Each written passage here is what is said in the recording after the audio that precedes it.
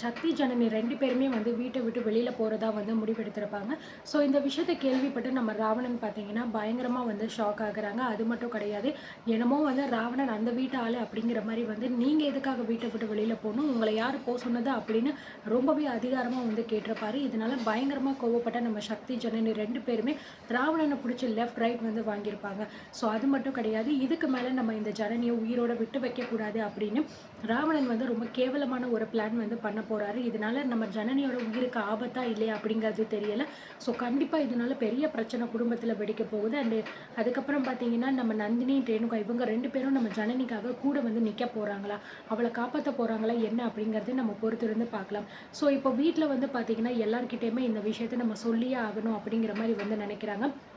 ஏற்கனவே வந்து ஈஸ்வரி, அதுக்கப்புறம் ரேணுகா, நந்தினி இவங்க 3 பேருக்குமே தெரிஞ்சிருச்சு. இவங்க வீட்ட விட்டு காலி பண்ண போறாங்க. வேற வீடு பார்த்துருக்காங்க அப்படின்னு சொல்லிட்டு.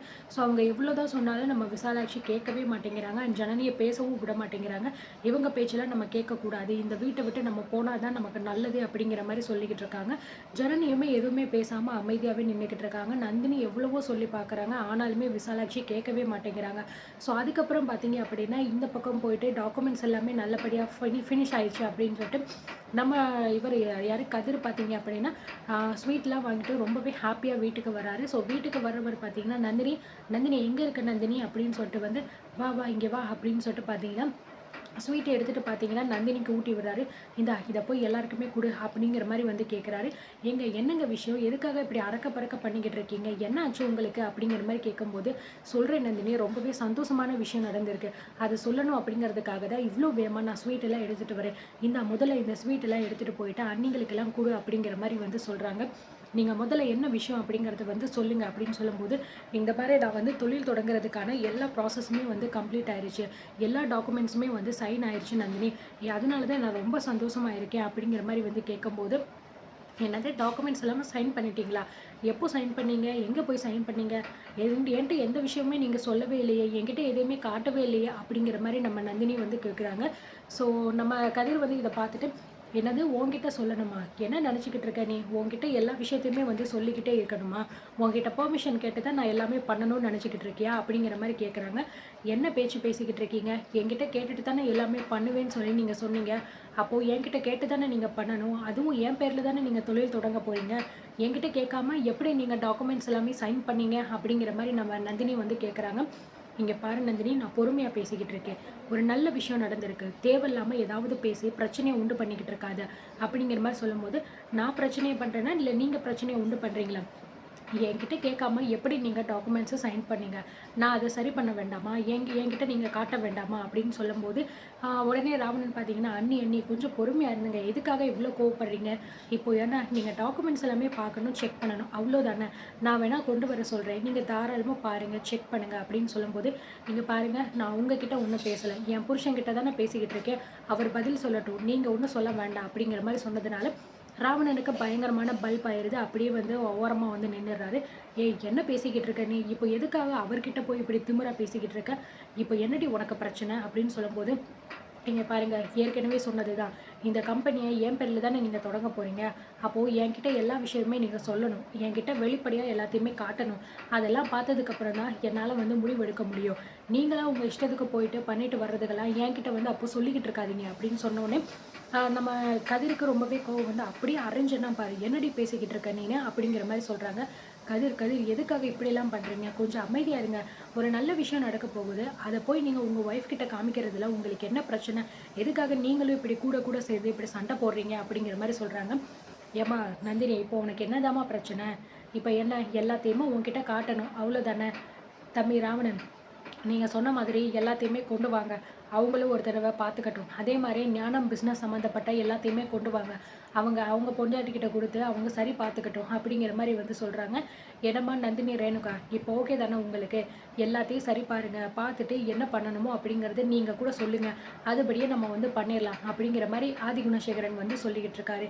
ஸோ அந்த நேரம் பார்த்து கரெக்ட்டா விசாலாட்சி, அதுக்கப்புறம் சக்தி, ஜனனி 3 பேருமே வந்து பார்த்தீங்கன்னா வெளில வர்றாங்க. அத பார்த்தோனே கதிர் வந்து ரொம்பவே கோவப்படுறாரு. ஒரு நல்ல காரியம் பேசும்போது, "ச்சே! எதுக்கு இவ வந்து வந்தா?